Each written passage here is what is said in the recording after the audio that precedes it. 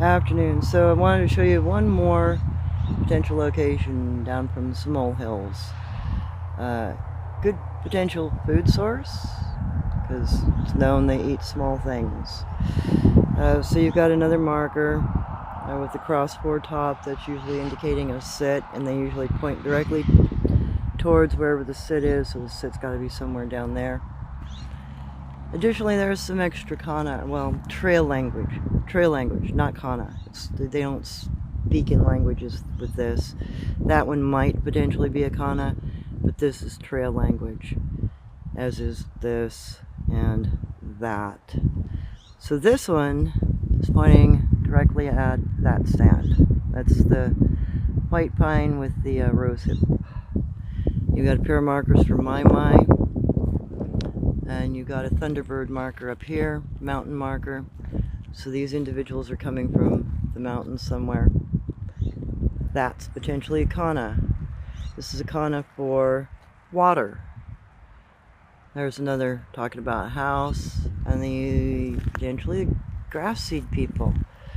So leave a marker if they're dogmen, leave a grass hayseed marker, typically like this. And then you got a little bit of kid language in here. You got the symbol for my, this little pair there. You've got a couple of rocks saying, hey, we're getting together for a meeting. It's all a little tiny language. This has got to be the young ones trying to deal with stuff.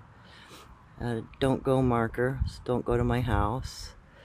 And then you want permanent trade. So these are two little permanent trade sticks with grassman. And, you know, representation of the trail going up and down.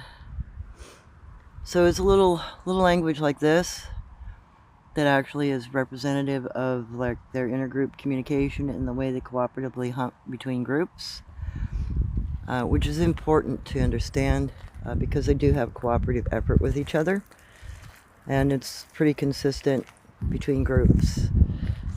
So I just wanted to have a heads up on that. This stuff's probably all going to blow away here real soon.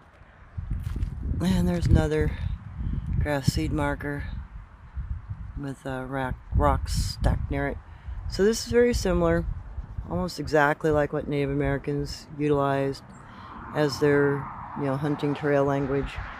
Communications that you can lay down and leave behind. Next person that comes along can read it, know where you're at, know what you're doing. And, it's a way of correlating a hunt. It's also a way of delineating, there's a runner stick laying in the grass right next to the stuff, and some downward trailing. That's interesting. That's a pretty good sized stick too. It's got to be 3 or so inches in diameter, completely stripped of bark.